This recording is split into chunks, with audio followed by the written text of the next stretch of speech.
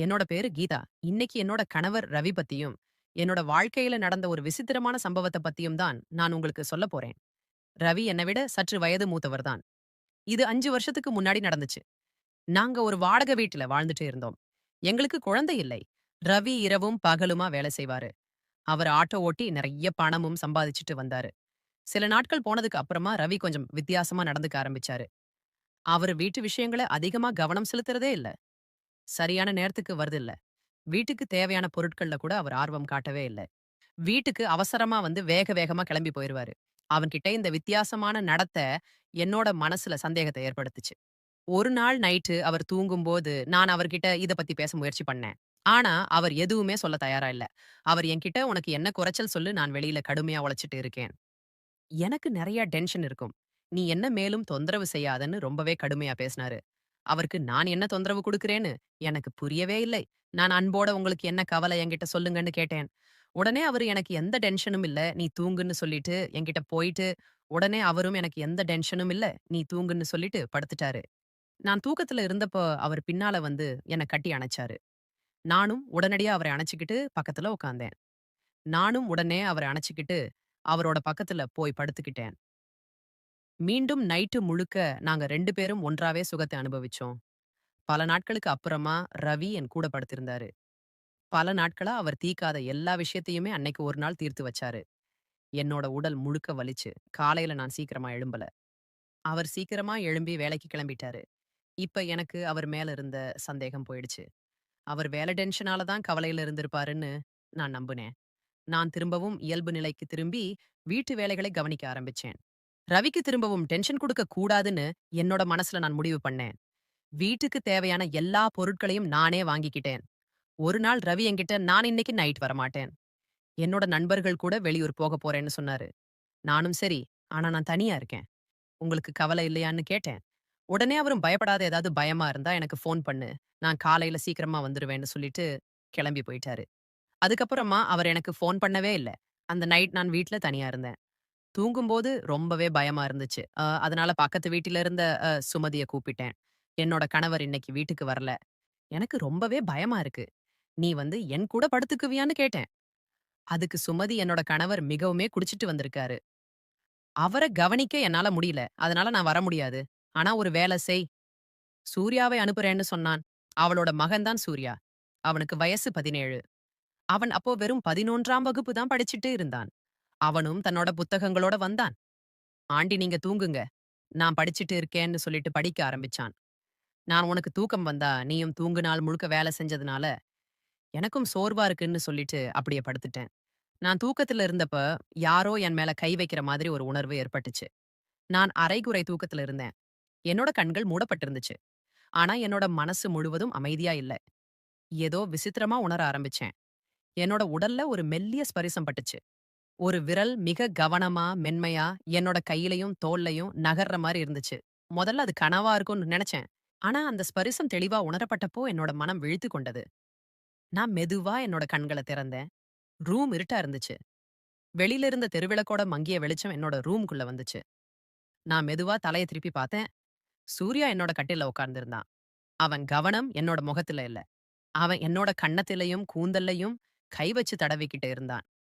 அந்த கணம் என்னோட உடம்புல ஒரு சிலிர்ப்பு ஏற்பட்டுச்சு. என்னோட மனசுல ஒரு அதிர்ச்சியும் ஏற்பட்டுச்சு. நான் திடீர்னு ஒரு இருமலை போல சத்தம் எழுப்பினேன். அதை கேட்டு சூர்யா அதிர்ச்சியாகிட்டான். அவன் தன்னோட கைய பின்னால இழுத்துக்கிட்டு, திகைப்போட பின்னால நகர்ந்தான். அவனோட முகத்துல பயம் தெளிவா தெரிஞ்சுச்சு. நான் கோபத்தோட "என்ன செஞ்சுட்டு இருக்க நீ?" அப்படின்னு கேட்டேன். அவன் பயந்துகிட்டே இல்ல. "ஆண்டி நீங்க தூங்கிக்கிட்டே இருந்தீங்க. உங்களோட முடி கண்கள்ல விழுந்துச்சு. அத நான் விளக்குனேன். வேற எந்த எண்ணத்திலயும் நான் இத செய்யலன்னு" சொன்னான். நான் அவன வச்ச கண் வாங்காம பாத்துக்கிட்டே இருந்தேன். என்னோட மனசு ஒரு குழப்பத்துல இருந்துச்சு. அவன் வெறும் பையன். ஆனா அந்த ஸ்பரிசத்துல ஏதோ ஒரு வித்தியாசம் இருந்துச்சு. நான் எதுவும் பேசாம எழும்பி உக்காந்தேன். அவன் அமைதியா புத்தகங்களோட ஓரமா போயிட்டான். நான் தண்ணீர் குடிச்சிட்டு திரும்பவும் படுத்தேன். என்னோட மனசுல ஒரு பதட்டம் ஏற்பட்டுச்சு. நான் கண்கள திறந்து பார்த்தப்ப சூர்யா படிச்சுட்டு இருந்தான். அது ஒரு கனவுன்னு நெனச்சு நான் திரும்பவும் தூங்குனேன். அதுக்கப்புறம் எனக்கு ஒரு கனவு வந்துச்சு.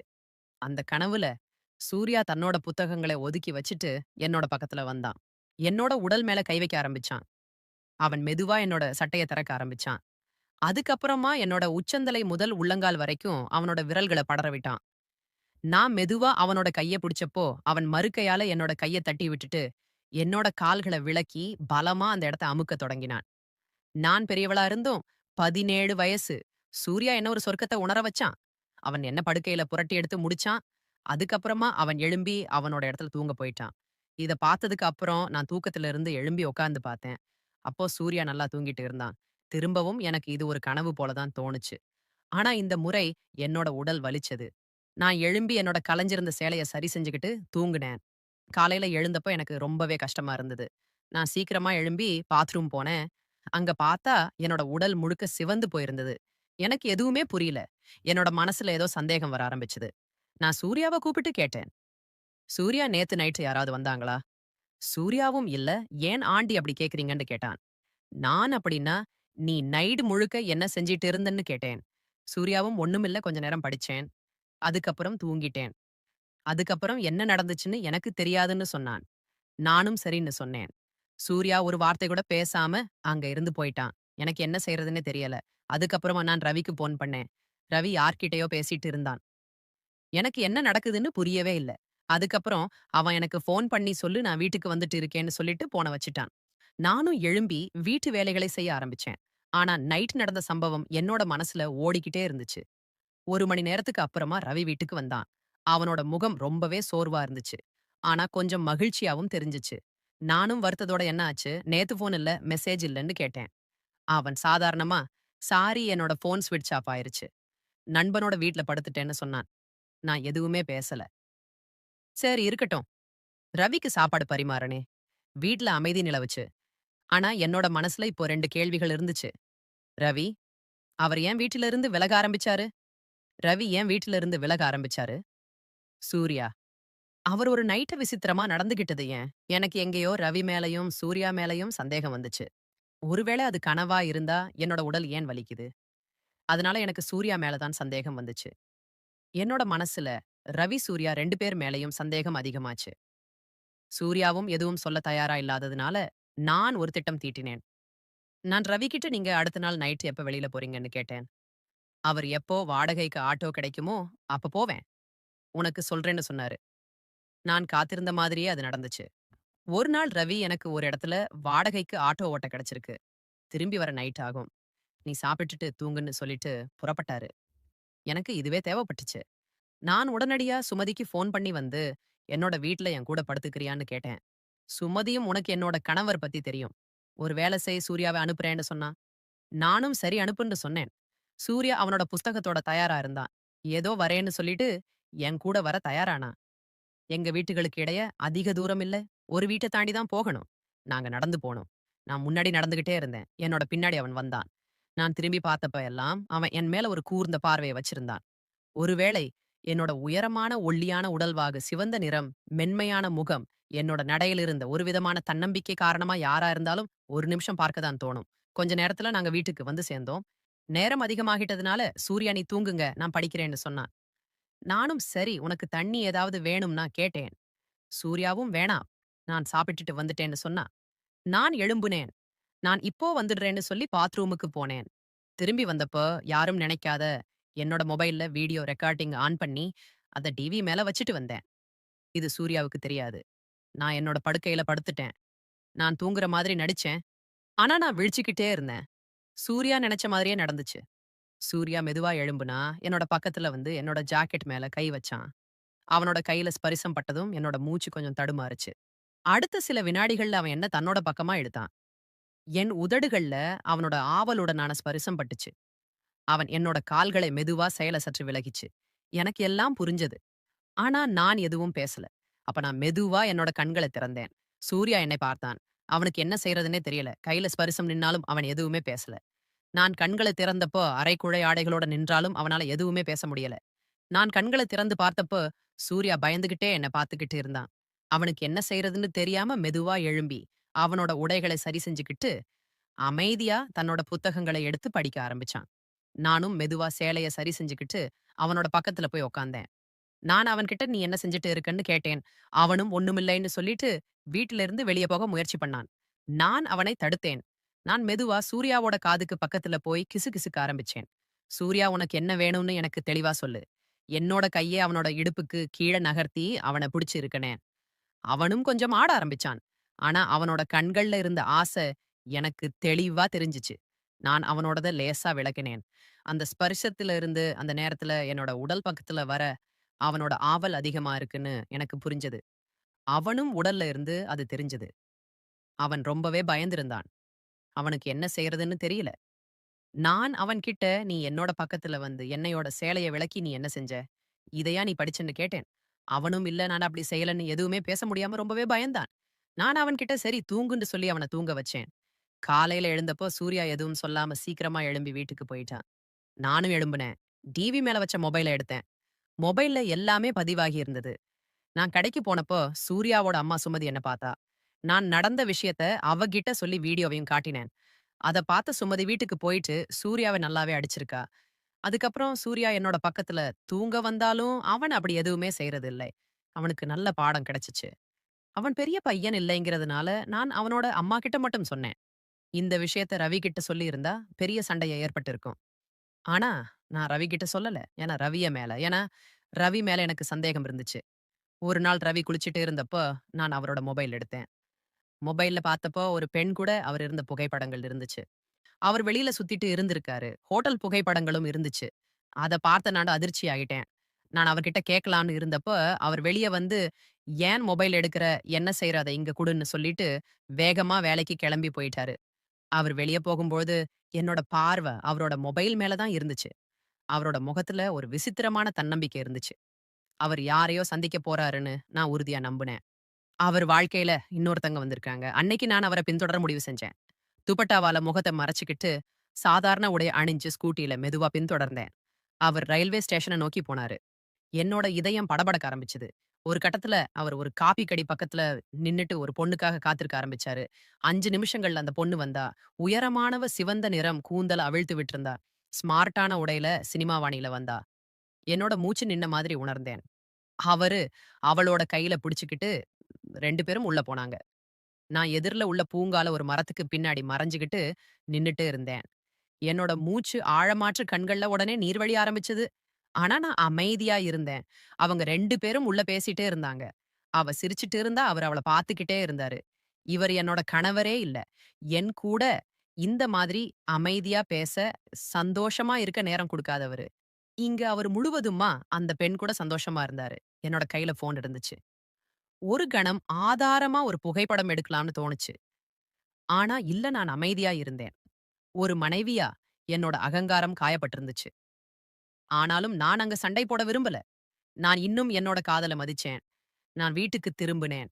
கண்கள்ல கண்ணீர், மனசுல வேதனை அந்த நைட்டு. அவர் வீட்டுக்கு வந்தப்ப எப்பவும் போல நடந்துகிட்டாரு. ரொம்ப டயர்டா இருக்கு. ஆபீஸ் வேலை அதிகம்னு சொல்லிட்டு படுக்கை அறைக்கு போனாரு. நான் அமைதியா மௌனமா இருந்தேன். எனக்கு கோபம் அதிகமாச்சு. என்னோட கணவர் எனக்கு துரோகம் செய்றாரு. அவர் நைட்டு பகலா வேலை செய்யல. ஒரு பொண்ணோட சுத்திக்கிட்டு இருந்தாரு. இதுக்கப்புறமா ஒரு நாள் அவர் என்கிட்ட நண்பர்களோட சுற்றுலா போறேன். 4 நாள் ஆகும். நாங்க வெகு தூரம் போறோம்னு சொன்னாரு. நானும் சரின்னு நான் கோவத்துல இருந்தேன். நான் என்னோட கணவரை விவாகரத்து செய்யலான்னு யோசிச்சுட்டு இருந்தேன். அவர விவாகரத்து பண்ணிட்டு என்னோட பெற்றோர் கூட போகலாம்னு நெனச்சேன். ஆனா விவாகரத்துக்கு அப்புறம் பெற்றோர் எவ்வளவு காலம் இருப்பாங்க? கடைசில நான் தனியா தான் இருக்கணும்.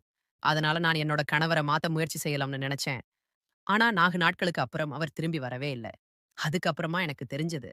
அவர் சுற்றிலா போன இடத்துல போலீஸால கைது செய்யப்பட்டிருக்கிறாரு. இந்த செய்தி எனக்கு டிவில கிடைச்சது. அந்த பெண்ண சுத்தில அழைச்சுக்கிட்டு போயிட்டு, அங்கிருந்த ஒரு மலையில இருந்து தள்ளி விட்டாரு. அந்த பெண் இறந்துட்டா. அது காரணமா அவர் கைது செய்யப்பட்டாரு. அவருக்கு கடுமையான தண்டனையும் கிடைச்சது. அவர் இனி வெளிய வர முடியாது. என்னோட கணவர் எனக்கு துரோகம் செஞ்சது மட்டும் இல்லாம, ஒரு அப்பாவி பெண்ணோட உயிரையும் பறிச்சிருக்காரு. அவர் அந்த பொண்ணு கூட பழக ஆரம்பிச்சதுல இருந்தே, அவரோட பேச்சுலயும் சரி, நடத்தையிலயும் சரி ஒரு வித்தியாசம் இருந்துச்சு. அவர் கொஞ்சம் மனநிலை பாதிக்கப்பட்டவர் மாதிரி நடந்துகிட்டாருங்கிறத நான் அவர் கூட இருந்ததுனால தெரிஞ்சுக்கிட்டேன். இது எனக்கு ரொம்பவே சந்தோஷத்துக்குரியதா இருந்துச்சு. நான் ரொம்பவே கவலைப்பட்டேன். என்னோட கணவருக்கு விவாகரத்து குடுக்க நெனச்சேன். ஆனா, அவரு ஒரு பெண்ணோட உயிர எடுத்திருக்கிறாரு. எது எனக்கு இன்னும் கோபத்தை அதிகப்படுத்துச்சு. நான் அவரை பார்க்க போகவே இல்ல. அவர் எங்க இருக்காரு, என்ன செய்றாருன்னு எனக்கு எந்த கவலையும் இல்ல. நான் நேரா என்னோட பெற்றோர் வீட்டுக்கு வந்துட்டேன். இப்ப நானும் என் பெற்றோர் கூட வாழ்ந்துட்டு இருக்கேன். நான் சொந்தமா ஒரு தொழில தொடங்கி, அத நடத்திக்கிட்டு வரேன். என்னோட பெற்றோரை என்னோட வருமானத்திலிருந்து நான் கவனிச்சுக்கிட்டு இருக்கேன். இப்படித்தான் என்னோட வாழ்க்கை போய்க்கிட்டு இருக்கு. இரவுல தூங்கும்போது, எனக்கு சூர்யாவோட நினைவு வந்துச்சு. நான் அவனை அடிச்சதுக்காக இப்போ மிகவும் வருத்தப்படுறேன். ஒரு நாள் சூர்யாவை போலவே இருந்த ஒரு பையன், என்னோட வீட்டுக்கு வந்தான். என்னோட பெற்றோர்கள் திருமண நிகழ்ச்சிக்கு போயிருந்தாங்க. என்னோட பக்கத்துல தூங்க கூப்பிட்டேன். ஆனா இவன் சூர்யாவ விட கொஞ்சம் கொள்ளமா இருந்தான். தனிமையில இருந்த கீதா அவன பழைய நினைவுகள் கூட தான் கூட தூங்க கூப்பிட்டாங்க. தன்னோட கணவர் ரவியால காயப்பட்டிருந்தாலும், தனிப்பட்ட ஆசைகளுக்காக பக்கத்து வீட்டு இளைஞர்களை பயன்படுத்துவது சரியான தீர்வு இல்லைங்கிறத உணர்ந்தாங்க. அந்த பையன் சூர்யா இல்லைங்கிறது மட்டுமே இல்லாம, மீண்டும் அதே தவற செய்ய அவங்க விரும்பல. ரவி துரோகத்தால ஏற்பட்ட வெறுமை உணர்வ இன்னொரு தவறான உறவு மூலமா நிரூபிக்க முயற்சி செய்யறத தவிர்த்து, தன்னோட சுயமரியாதையும், தன்னம்பிக்கையும் மீட்டெடுக்க அவங்க முயற்சி செஞ்சாங்க. கீதா, சூர்யா தொடர்பான பழைய நினைவுகள்ல இருந்து வெளியேறி தான் மேலயும், தன் பெற்றோர் மேலயும் மட்டுமே கவனம் செலுத்த ஆரம்பிச்சாங்க. ரவ்வியோட கைது.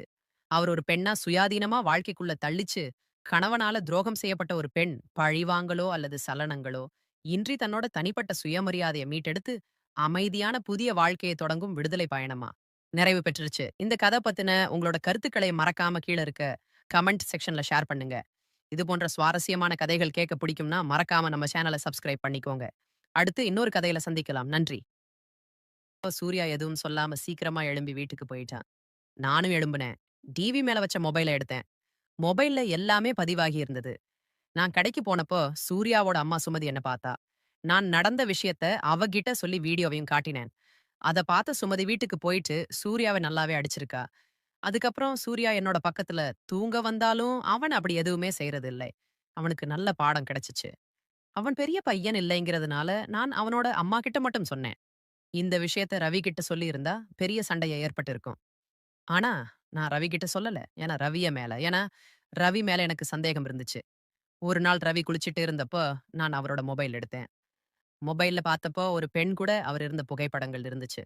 அவர் வெளியில சுத்திட்டு இருந்திருக்காரு. ஹோட்டல் புகைப்படங்களும் இருந்துச்சு. அத பார்த்த நான் அதிர்ச்சி ஆயிட்டேன். நான் அவர்கிட்ட கேட்கலான்னு இருந்தப்போ, அவர் வெளிய வந்து, "ஏன் மொபைல் எடுக்கிற? என்ன செய்ற? அத இங்க குடுன்னு" சொல்லிட்டு, வேகமா வேலைக்கு கிளம்பி போயிட்டாரு. அவர் வெளிய போகும்போது, என்னோட பார்வ அவரோட மொபைல் மேல தான் இருந்துச்சு. அவரோட முகத்துல ஒரு விசித்திரமான தன்னம்பிக்கை இருந்துச்சு. அவர் யாரையோ சந்திக்க போறாருன்னு நான் உறுதியா நம்புனேன். அவர் வாழ்க்கையில இன்னொருத்தங்க வந்திருக்காங்க. அன்னைக்கு நான் அவர பின்தொடர முடிவு செஞ்சேன். துப்பட்டாவால முகத்த மறைச்சுக்கிட்டு, சாதாரண உடை அணிஞ்சு ஸ்கூட்டில மெதுவா பின்தொடர்ந்தேன். அவர் ரயில்வே ஸ்டேஷன நோக்கி போனாரு. என்னோட இதயம் படபடக்க ஆரம்பிச்சது. ஒரு கட்டத்துல அவர் ஒரு காப்பி கடை பக்கத்துல நின்னுட்டு ஒரு பொண்ணுக்காக காத்திருக்க ஆரம்பிச்சாரு. 5 நிமிஷங்கள்ல அந்த பொண்ணு வந்தா. உயரமானவ, சிவந்த நிறம், கூந்தல அவிழ்த்து விட்டிருந்தா. ஸ்மார்ட்டான உடையில சினிமாவாணியில வந்தா. என்னோட மூச்சு நின்ன மாதிரி உணர்ந்தேன். அவரு அவளோட கையில பிடிச்சுக்கிட்டு 2 பேரும் உள்ள போனாங்க. நான் எதிர்ல உள்ள பூங்கால ஒரு மரத்துக்கு பின்னாடி மறைஞ்சுகிட்டு நின்னுட்டு இருந்தேன். என்னோட மூச்சு ஆழமாற்று கண்கள்ல உடனே நீர் வழிய ஆரம்பிச்சது. ஆனா நான் அமைதியா இருந்தேன். அவங்க 2 பேரும் உள்ள பேசிட்டே இருந்தாங்க. அவ சிரிச்சுட்டு இருந்தா, அவரு அவள பார்த்துக்கிட்டே இருந்தாரு. இவர் என்னோட கணவரே இல்ல. என் கூட இந்த மாதிரி அமைதியா பேச, சந்தோஷமா இருக்க நேரம் குடுக்காதவரு. இங்க அவரு முழுவதுமா அந்த பெண் கூட சந்தோஷமா இருந்தாரு. என்னோட கையில ஃபோன் இருந்துச்சு. ஒரு கணம் ஆதாரமா ஒரு புகைப்படம் எடுக்கலாம்னு தோணுச்சு. ஆனா இல்ல நான் அமைதியா இருந்தேன். ஒரு மனைவியா என்னோட அகங்காரம் காயப்பட்டிருந்துச்சு. ஆனாலும் நான் அங்க சண்டை போட விரும்பல. நான் இன்னும் என்னோட காதல மதிச்சேன். நான் வீட்டுக்கு திரும்புனேன். கண்கள்ல கண்ணீர், மனசுல வேதனை அந்த நைட்டு. அவர் வீட்டுக்கு வந்தப்ப எப்பவும் போல நடந்துகிட்டாரு. ரொம்ப டயர்டா இருக்கு. ஆபீஸ் வேலை அதிகம்னு சொல்லிட்டு படுக்கை அறைக்கு போனாரு. நான் அமைதியா மௌனமா இருந்தேன். எனக்கு கோபம் அதிகமாச்சு. என்னோட கணவர் எனக்கு துரோகம் செய்றாரு. அவர் நைட்டு பகலா வேலை செய்யல. ஒரு பொண்ணோட சுத்திக்கிட்டு இருந்தாரு. இதுக்கப்புறமா ஒரு நாள் அவர் என்கிட்ட நண்பர்களோட சுற்றுலா போறேன். 4 நாள் ஆகும். நாங்க வெகு தூரம் போறோம்னு சொன்னாரு. நானும் சரின்னு நான் கோவத்துல இருந்தேன். நான் என்னோட கணவரை விவாகரத்து செய்யலாம்னு யோசிச்சுட்டு இருந்தேன். அவரை விவாகரத்து பண்ணிட்டு என்னோட பெற்றோர் கூட போகலாம்னு நெனச்சேன். ஆனா விவாகரத்துக்கு அப்புறம் பெற்றோர் எவ்வளவு காலம் இருப்பாங்க? கடைசில நான் தனியா தான் இருக்கணும். அதனால நான் என்னோட கணவர மாத்த முயற்சி செய்யலாம்னு நெனச்சேன். ஆனா 4 நாட்களுக்கு அப்புறம் அவர் திரும்பி வரவே இல்ல. அதுக்கப்புறமா எனக்கு தெரிஞ்சது. அவர் சுற்றிலா போன இடத்துல போலீஸால கைது செய்யப்பட்டிருக்கிறாரு. இந்த செய்தி எனக்கு டிவில கிடைச்சது. அந்த பெண்ண சுத்தில அழைச்சுக்கிட்டு போயிட்டு, அங்கிருந்து